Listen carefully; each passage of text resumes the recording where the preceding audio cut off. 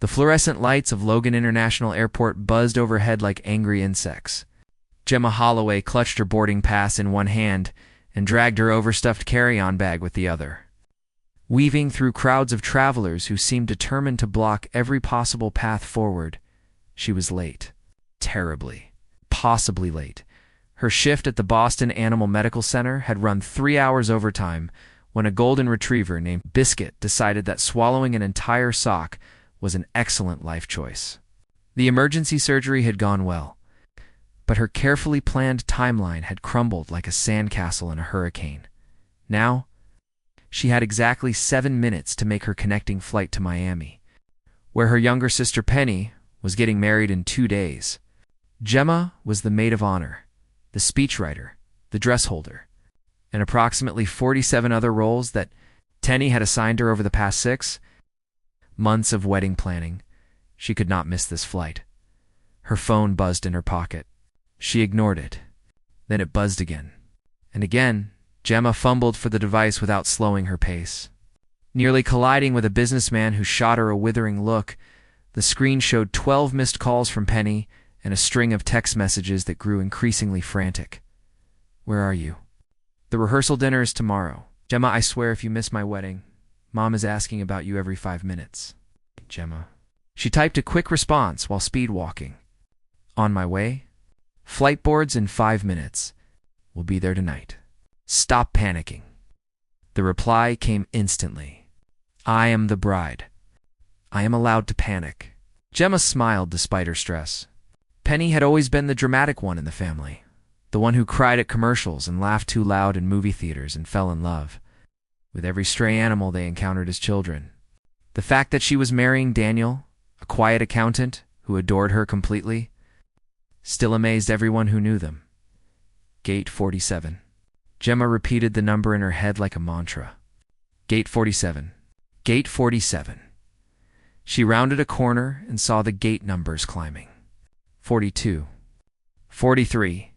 44. Her lungs burned. When had she become so out of shape? All those extra hours at the clinic had stolen her gym time, her sleep time, and apparently her ability to run more than 50 feet without gasping. 45. 46. There. Gate 47.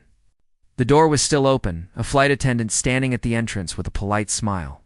"Miami flight?" Gemma gasped out. The attendant nodded. "You made it just in time." "Welcome aboard." Gemma practically collapsed through the doorway, relief flooding through her entire body. She had made it. Penny would not murder her. The wedding would proceed as planned. The interior of the plane stopped her in her tracks. This was not a commercial aircraft. The space before her looked like something from a magazine. All cream-colored leather seats and polished wood accents and soft lighting that made everything glow like honey. A gentle fragrance hung in the air, something clean and expensive that she could not identify. Gemma blinked several times, wondering if exhaustion had finally broken her brain. "Your seat is right this way," another attendant said, gesturing toward a plush chair that could have comfortably fit 3 people. "I think there might be a mistake," Gemma said slowly. "I booked economy." "This is definitely not economy," the attendant smiled. "We upgraded several passengers today.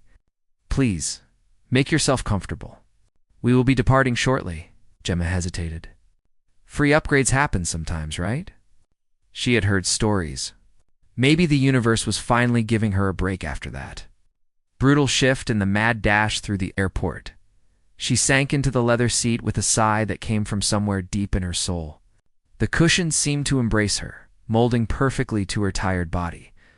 If this was what rich people experienced every time they flew, Gemma finally understood why they always looked so relaxed in airports. A glass of sparkling water appeared at her elbow, complete with a slice of cucumber and a sprig of mint. She accepted it gratefully, taking a long sip as she settled deeper into the seat. The engines hummed to life, sound so smooth and quiet that she barely registered it. Nothing like the roaring commercial jets she was accustomed to. Gemma closed her eyes, letting the tension drain from her shoulders. She would text Penny once they were in the air. For now, she would simply enjoy this unexpected luxury. The seat beside her shifted. She opened her eyes. A man had taken the adjacent chair. He wore a tailored navy suit that probably cost more than her monthly rent. And his dark hair was slightly disheveled in a way that suggested he had run his fingers through it multiple times. His attention was focused on a tablet in his hands, his brow furrowed in concentration. Gemma studied him for a moment longer than was probably polite. He had the kind of face that belonged on magazine covers. All sharp angles and strong jaw, and eyes that were an unusual shade of gray. Like storm clouds gathering over the ocean. He must have felt her gaze because he looked up suddenly. Catching her staring, heat flooded her cheeks. "Sorry," she said quickly. "Long day. My brain stopped working properly about 6 hours ago." The corner of his mouth twitched. Not quite a smile, but close. "No apology necessary. I understand long days." His voice was deeper than she expected, with a slight roughness that suggested he did not get enough sleep either. "I'm Gemma," she offered, because awkward silence felt worse than awkward conversation. "Dominic," he replied, setting down his tablet. "First time flying private?" Gemma laughed, the sound coming out slightly hysterical. "Is it that obvious? I'm still not entirely sure how I ended up here. They said something about an upgrade, but this seems excessive even for an upgrade." Dominic's expression shifted, something unreadable passing through his gray eyes. "An upgrade to what flight?" "Miami. My sister's wedding. I was running late from work and barely made it to the gate." The silence that followed lasted several heartbeats too long. "This flight," Dominic said slowly, "is going to Monaco?" Gemma felt the blood drain from her face. "What?" "Monaco. In Europe, approximately 4,000 miles from Miami." She stared at him, waiting for the punchline. When none came, she twisted around to look at the cabin. Really look at it this time. The seats were not arranged in rows. There was a small bar in the corner. Through a partially open door, she glimpsed what appeared to be a bedroom. This was not an upgraded commercial flight. This was a private jet. "Oh, no," she whispered. No, no, no, no, no. She started to stand, but the seatbelt light had already illuminated, and the plane was taxiing toward the runway. "I have to get off this plane," Gemma said, her voice rising. "My sister is getting married. I'm supposed to give a speech." "I promised." Dominic raised a hand, his calm demeanor a stark contrast to her panic. "The flight attendant should not have let you board without checking. This is my plane, but we cannot stop the takeoff now. We are already in the queue." "Your plane?" Gemma repeated. "This is your actual personal plane?" "Yes, and we're going to Monaco." "Yes, and there's nothing we can do." Dominic considered this for a moment. "We could turn around after takeoff, but that would require filing new flight plans, coordinating with air traffic control, and waiting for an available slot. It would take hours. You might actually reach Miami faster if we continue to Monaco, and I arrange a return flight for you from there." Gemma's head spun. This could not be happening. Things like this did not happen to people like her. She was a veterinary nurse from a middle-class family who lived in a small apartment with a cat named Oliver and ate instant ramen at least twice a week. Because proper groceries were expensive, people like her did not. Accidentally board Billionaire. Private jets. "I am going to be sick," she announced. Dominic pressed a button, and a flight attendant appeared instantly. "Ginger ale and crackers, please. And perhaps some motion sickness medication." Gemma accepted the items when they arrived, nibbling on a cracker while trying to process the absolute disaster her life had become in the span of 10 minutes. How does something like this even happen? She asked no one in particular. How did I get on the wrong plane? Dominic looked mildly uncomfortable. Gate 47 is a private terminal access. It is usually locked, but there was a security review today. The regular Gate 47 for commercial flights is on the opposite end of the airport. Of course it is. Gemma laughed, but there was no humor in it. Of course there are 2 Gate 47s, and I managed to find the secret Billionaire one. I would not say secret. I would. They sat in silence as the plane lifted off. The lights of Boston shrinking below them until they disappeared into the darkness. Gemma watched through the window, her stomach sinking with every mile of distance between her and Florida. She pulled out her phone to text Penny, then remembered that she had no service at 30,000 feet. "There is satellite Wi-Fi," Dominic said, apparently reading her mind. "The password is on the card in your seat pocket." Gemma found the card and connected her phone. Immediately, a flood of notifications crashed over her screen. Penny had apparently decided that if texting did not work, voice memos would. She opened the first one. Gemma Marie Holloway. "You better be on that plane right now, because if you are not, I will personally fly to Boston and drag you here myself." The second one was just heavy breathing and what sounded like tears. The third was calmer. "Okay, Daniel talked me down. I know you are probably in the air and everything is fine. Call me when you land. I love you. But also, I am going to kill you." Gemma typed out a message with shaking fingers. "Do not panic. Situation complicated. Accidentally got on wrong flight? Going to Monaco instead of Miami? Not a joke. We'll explain everything soon. Working on getting there before the wedding. I love you. I am so sorry." She hit send and watched the message deliver. 3 dots appeared almost instantly. Then disappeared. Then appeared again. The response came through. Monaco. Gemma winced and turned off her phone. Dominic had been watching her, though he quickly looked away when she caught him. "Your sister? She is going to disinherit me," which is dramatic because we have nothing to inherit. "Our biggest family heirloom is a ceramic cat collection our grandmother started in 1972. A genuine smile crossed his face, transforming his features from intimidating to almost boyish. "Ceramic cats? 47 of them. She left them to my mother in her will. Very specifically itemized. The calico with the chipped ear was mentioned by name." Dominic laughed, a surprised sound that seemed to catch him off guard. "I think that might be the most endearing thing I've heard in months." Emma shrugged. "We are not fancy people. Which is why this entire situation feels like I have wandered into someone else's life by accident." "Perhaps you have," Dominic said. "But accidents are not always disasters. Sometimes they are just unexpected detours." She looked at him properly then. This strange, wealthy man who had not thrown her off his private jet or called security or done any of the things she imagined rich people did when ordinary people invaded their spaces. "You are being remarkably calm about a stranger." "Crashing your flight," she observed. He set down his tablet again, giving her his full attention. "To be honest, I was dreading this flight. I am going to Monaco for my father's birthday celebration. He has invited approximately 300 of his closest friends and business associates, and I will be expected to make conversation with all of them while pretending I do not find the entire event exhausting." "That sounds terrible." "It is. So a random woman appearing in the seat beside me with a story about ceramic cats and a wedding in Miami is actually the most interesting thing that has happened to me in weeks." Gemma smiled despite everything, happy to provide entertainment. "Tell me more about this wedding," Dominic said. "If we are going to be stuck together for the next 8 hours, we might as well pass the time." And so, somewhere over the Atlantic Ocean, a veterinary nurse and a billionaire began to talk. The hours passed differently at 30,000 feet in a private jet. Time seemed to stretch and compress in unexpected ways. The darkness outside the windows creating a bubble where normal rules did not apply. Gemma had kicked off her shoes and tucked her feet beneath her. The leather seat so comfortable that she had forgotten she was on an aircraft at all.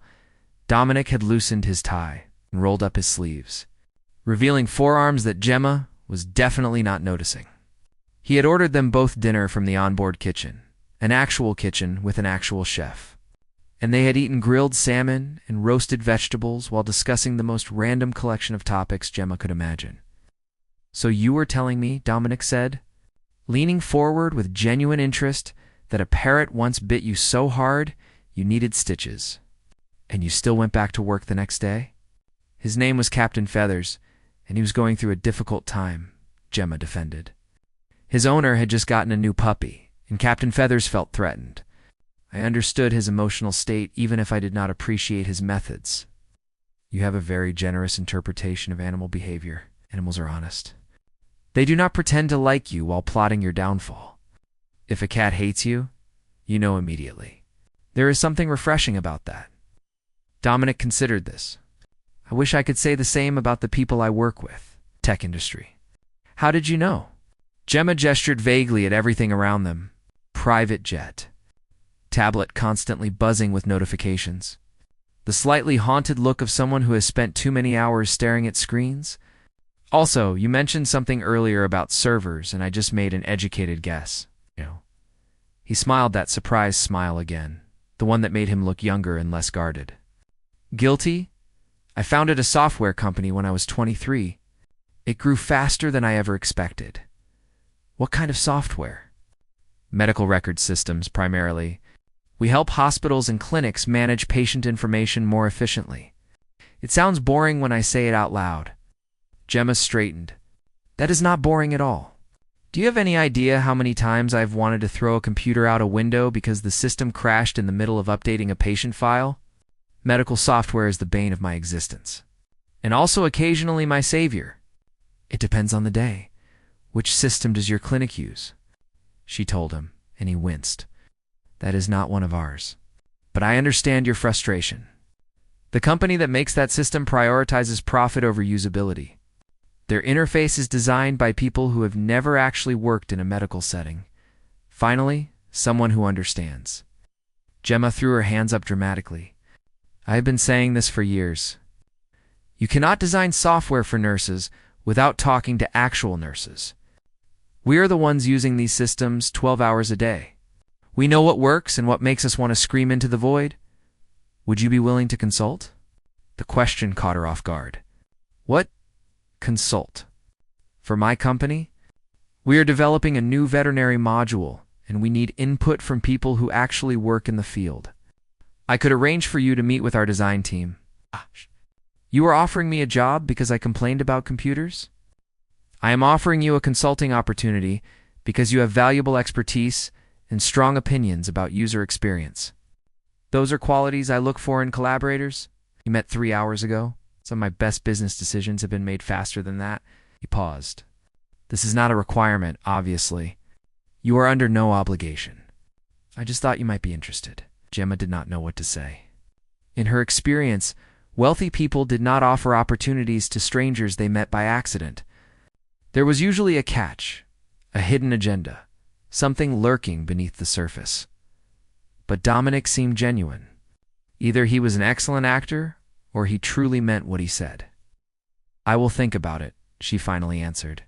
After I survived my sister's wedding and explained to my entire family why I took a detour through Europe, fair enough. They fell into comfortable silence for a few minutes.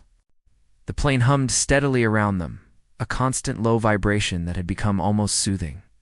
Outside the windows, stars scattered across the darkness like spilled diamonds. Can I ask you something? Gemma said. Of course. Why are you dreading your father's birthday so much? Most people enjoy celebrating their parents. Dominic's expression shifted, the openness from moments ago closing slightly. My father and I have a complicated relationship. He built the family business from nothing and expected me to take it over. When I chose to start my own company instead, he considered it a betrayal. What kind of business? Hotels, resorts, real estate. The Ashford name is attached to properties across Europe and Asia. It was supposed to be my inheritance, my destiny, my entire future mapped out before I was old enough to have an opinion. But you wanted something different? I wanted something that was mine? Something I built with my own hands and my own ideas. My father has never forgiven me for that. He laughed without humor. The irony is that my company is now worth more than his entire portfolio. But it does not matter. In his eyes, I will always be the son who walked away. That sounds lonely. The observation seemed to catch him off guard. He looked at her with an expression she could not quite read, something vulnerable flickering behind his gray eyes. It is, he admitted.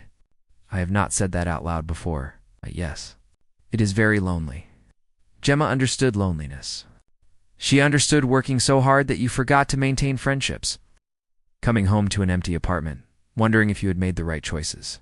Her loneliness looked different from his. shaped by long shifts and student loans rather than family expectations and corporate pressure. But loneliness was loneliness, regardless of the packaging. My mother wanted me to be a doctor, she offered. A real doctor, she would say, as if veterinary medicine was somehow pretend. She thought I was wasting my potential on animals when I could be saving human lives. What changed her mind? She got sick. Cancer. The treatment was brutal. She spent months in and out of hospitals surrounded by doctors who were skilled but distant. They saw her as a patient, a collection of symptoms and test results. But there was a therapy dog who visited the oncology ward every Tuesday. His name was Benson, and he was a golden retriever with the softest ears I have ever felt. Gemma paused, the memory washing over her. My mother looked forward to Benson's visits more than anything else. He would climb onto her bed and rest his head on her lap, and she would just pet him for hours. She said he was the only one who made her feel like herself again. Not a sick person, just a person. Did she recover? She did. 5 years in remission now. And she finally understood why I chose this work. Animals heal people in ways that medicine alone cannot. Dominic was quiet for a long moment. That is a beautiful story. It is a true story, which makes it even better. He reached over and touched her hand briefly, a gesture so quick she might have imagined it. Thank you for sharing that. Thank you for listening. The flight attendant appeared with coffee and an assortment of pastries that looked too elegant to eat. Gemma selected a chocolate croissant anyway, her appetite returning now that the initial shock of her situation had faded. Tell me about your sister's wedding, Dominic said. What is her fiancé like? Gemma smiled. Daniel is wonderful. He is quiet and steady and completely devoted to Penny. They met at a bookstore, if you can believe it. She was reaching for a book on the top shelf, and he offered to help. And somehow, that turned into 3 hours of conversation and a coffee date, and now here we are.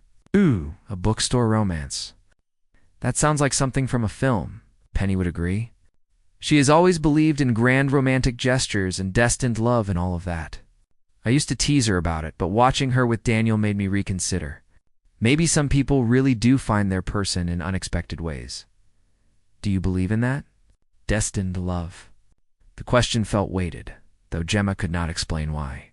She considered it carefully before answering. I believe in connection. I believe that some people understand each other in ways that cannot be explained by logic or circumstance. Whether that is destiny or luck or just random chance, I do not know. But I believe it exists. Dominic held her gaze. I think I might be starting to believe that too. The air between them felt charged, electric with possibility. Gemma's heart beat faster, though she told herself it was just the altitude affecting her. Her phone buzzed, breaking the spell. She glanced at the screen and groaned. Penny? My mother. She sent me 7 voicemails and a text that just says, "Call me immediately," with 17 exclamation points. You should probably call her. I should probably jump out of this plane instead. It would be less terrifying. But she made the call anyway, stepping toward the back of the cabin for some privacy. The conversation went about as well as expected, which meant her mother cycled through shock, disbelief, anger, more shock, and finally a resigned acceptance that her eldest daughter had somehow managed to complicate a simple flight to Miami. When Gemma returned to her seat, Dominic was typing on his tablet. I arranged a flight for you from Monaco to Miami, he said without looking up. It leaves tomorrow morning at 9. You should arrive in time for the rehearsal dinner, assuming everything goes smoothly. Gemma stared at him. You did that while I was on the phone? I have an excellent assistant. Fiona can arrange anything with approximately 20 minutes' notice. Dominic, you cannot just keep doing things for me. You already let me crash your flight. I cannot accept more. He set down the tablet. You can, and you will. Consider it an apology for the confusion at the gate. If my security team had been more attentive, you never would have boarded in the first place. That was not your fault. Perhaps not, but I can still make it right. Gemma shook her head slowly. You are very strange, do you know that? Rich people in movies are always terrible. They yell at waiters and ignore everyone below their social status, and make the main character feel small. You are not like that at all. Should I be offended or flattered? Flattered. Definitely flattered. He smiled, and something in her chest tightened. This was dangerous territory. She had known this man for less than 6 hours, and already she was feeling things she should not be feeling. Tomorrow, she would fly to Miami and return to her normal life. He would attend his father's party and return to his world of private jets and software empires.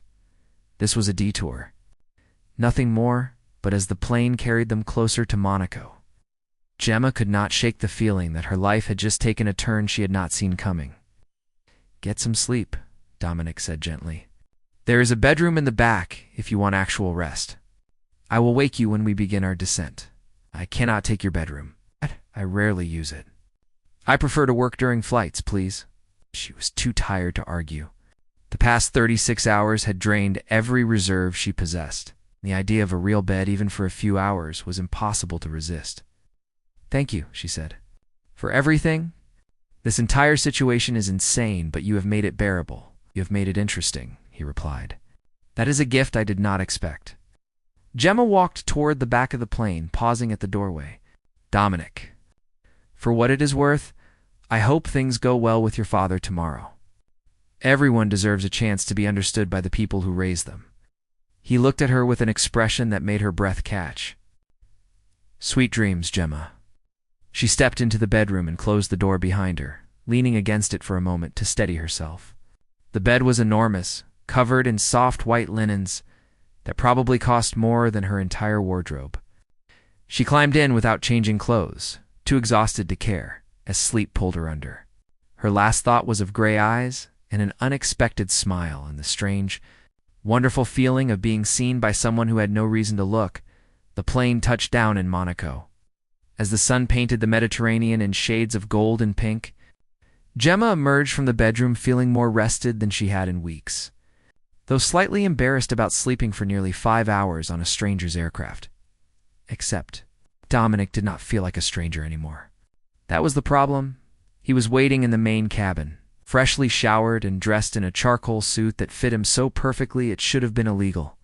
His hair was still slightly damp, and Gemma caught a hint of cedar and something warm she could not identify. "Good morning," he said. "How did you sleep?" "Better than I have in months, honestly. That bed is ridiculous." "I want to marry that bed," laughed. "I will let the manufacturer know. They will be thrilled." Through the windows, Gemma caught her first glimpse of Monaco. Yachts crowded the harbor, their white hulls gleaming in the early light. Buildings climbed the hillside in tiers of cream and terracotta, punctuated by splashes of green where gardens defied the rocky terrain. The famous casino sparkled in the distance, surrounded by luxury cars that cost more than most houses. "It is beautiful," she breathed. "It is," Dominic agreed. "I forget sometimes. When you see something often enough, you stop noticing how remarkable it is." The sentiment felt significant, though she could not articulate why. They disembarked together, a sleek black car waiting on the tarmac. A woman with sharp cheekbones and a tablet stood beside it, her expression efficient and unsurprised. "Iona," Dominic said.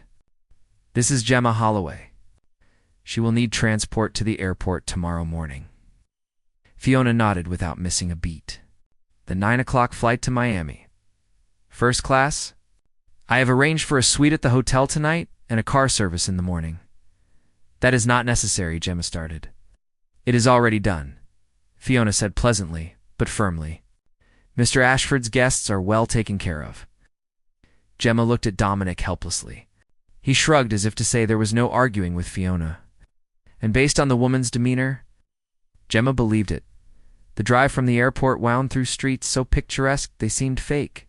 Every corner revealed another perfect view, another impossibly glamorous scene. Gemma pressed her face to the window like a child, drinking in details she might never see again. "The party is tonight at my father's estate," Dominic said. "I would like you to come." She turned to face him. "What? As my guest?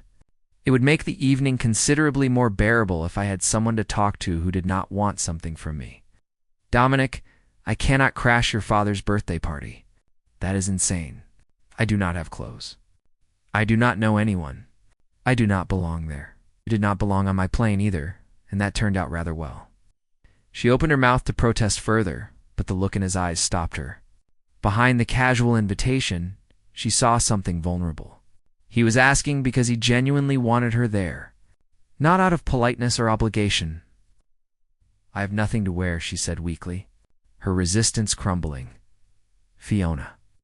The assistant did not even look up from her tablet. "There will be a selection of gowns waiting in her suite. Hair and makeup at 5. The car will collect her at 7. You planned this already," Gemma accused. Dominic smiled. "I hoped." The hotel suite was larger than her entire apartment. Gemma walked through the rooms in a daze, touching the silk curtains and marble countertops as if they might disappear. The bathroom alone had a soaking tub big enough to swim in and a shower with more jets than she could count. On the bed lay 3 garment bags, each containing a gown more beautiful than anything she had ever seen. She chose the midnight blue one, a flowing silk creation that made her feel like she had stepped into a fairy tale. When the hair and makeup team finished with her, she barely recognized her own reflection. Her brown hair had been swept into an elegant updo, and her eyes seemed larger, more dramatic. The dress hugged her curves in ways that made her stand straighter, walk taller. For one night, she could pretend she belonged in this world. The car delivered her to an estate that looked like a palace. Hundreds of guests milled across the manicured grounds, champagne glasses glittering in the light of countless lanterns. A string quartet played somewhere in the gardens, and the air smelled of jasmine and expensive perfume. Gemma stepped out of the car and immediately wanted to retreat. This was too much. She was too ordinary for this level of grandeur. Then Dominic appeared at her side, and everything else faded away. "You look beautiful," he said simply. "You look like you belong here. Tonight, so do you." He offered his arm, and she took it. Allowing him to guide her through the crowd, people stared. Whispers followed them like ripples across water. Who was the woman on Dominic Ashford's arm? Where had she come from? What did she want? Gemma ignored all of it, focusing instead on the warmth of his hand covering hers. They found a quiet corner near a fountain, away from the curious eyes. The water sparkled with reflected light, creating patterns that danced across the stone. "I need to find my father," Dominic said. "Will you be all right alone for a few minutes? I survived a transatlantic flight on the wrong plane. I think I can handle a party." He smiled, but there was tension in his jaw. "Wish me luck." Luck. She watched him disappear into the crowd, his tall frame easy to track until it was swallowed by a group of older men in tuxedos. Then she was alone, a stranger in paradise. A waiter passed with a tray of champagne. She took a glass and sipped slowly, letting the bubbles settle her nerves. Nearby, 2 women were discussing someone's divorce in scandalized tones. Further away, a man was boasting about his yacht's latest upgrades. Normal, wealthy people problems, Gemma supposed. She wandered through the gardens, admiring the flowers and the carefully sculpted hedges. The estate was magnificent, but it also felt cold somehow. Everything was perfect, which meant nothing felt real. She found herself at the edge of a terrace overlooking the sea. The Mediterranean stretched out beneath her, dark and endless, moonlight painting a silver path across the waves. Beautiful view, she turned. An older man stood behind her, silver-haired and distinguished in a way that immediately reminded her of Dominic. The same gray eyes, the same strong jaw, though this man's features were harder, less forgiving. "Mr. Ashford," she guessed. "And you are the mysterious woman my son brought to my party." His tone was pleasant, but his eyes were calculating. "I do not believe I have seen you before, Gemma Holloway. We met yesterday." "On a plane?" His eyebrows rose. "A plane?" She told him the story, the abbreviated version, expecting judgment or dismissal. Instead, Robert Ashford laughed, a genuine sound that transformed his face. "My son let a stranger stay on his private jet for 8 hours? The same son who refuses to speak to reporters and schedules meetings 3 weeks in advance. I was very tired and very lost. I think he took pity on me." Robert studied her with new interest.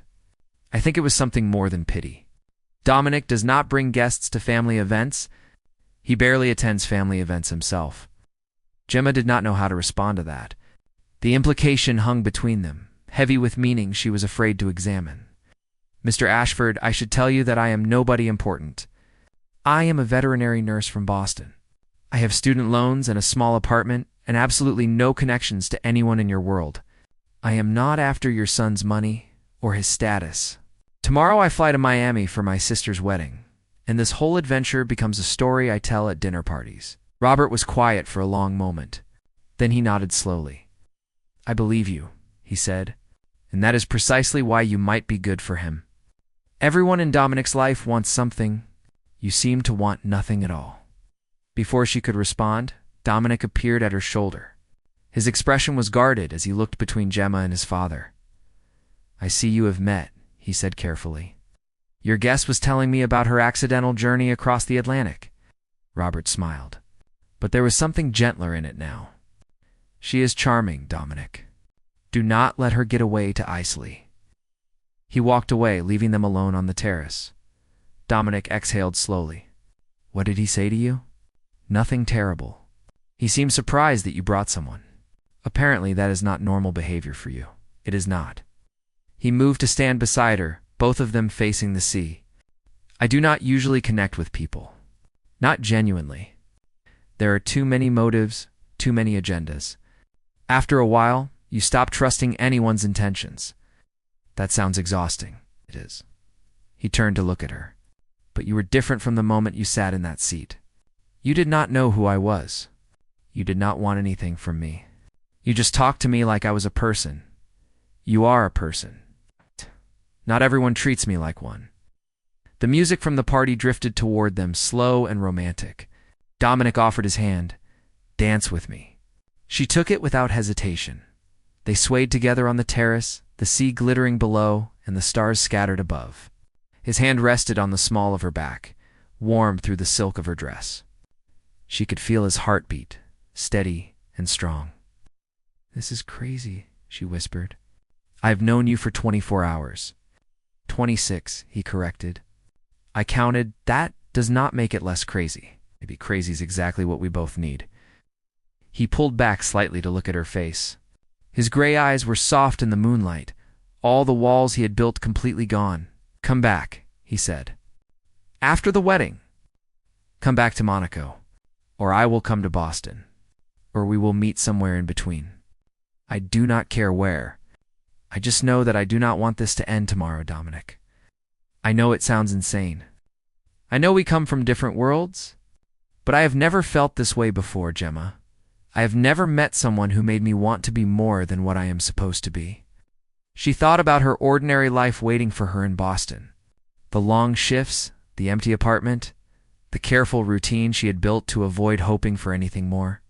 She thought about Penny's wedding and her mother's expectations, and all the practical reasons this could never work. Then she thought about how she felt in this moment, dancing under the stars with a man who saw her exactly as she was and wanted her anyway. Yes, she said. Yes. Yes, I will come back. Or you will come to me. Or we will figure it out together. Because you are right. I do not want this to end either. Dominic's smile was like the sun breaking through clouds. He pulled her closer, resting his forehead against hers. You took the wrong seat on my plane, he murmured. Best mistake anyone ever made. Maybe it was not a mistake at all. No, he agreed. Maybe it was exactly where you were supposed to be. He kissed her then, soft and sweet. With the sea crashing below and the music playing in the distance and an entire future spreading out before them like an uncharted map. The next morning, Gemma boarded her flight to Miami with a gown in her bag and a promise in her heart. She texted Penny that she was on her way. Her sister responded with 17 happy emojis and a demand for every detail in Monaco. As Dominic watched her plane disappear into the clouds, Fiona stood beside him, tablet in hand. Your schedule for the week, Mr. Ashford? Cancel everything, he said. I need to book a flight to Miami, Fiona smiled. Already done, sir. You depart in 3 hours. Some mistakes, it turned out, were just destinations you did not know you needed to find. And sometimes the wrong seat was exactly the right place to begin a brand new story.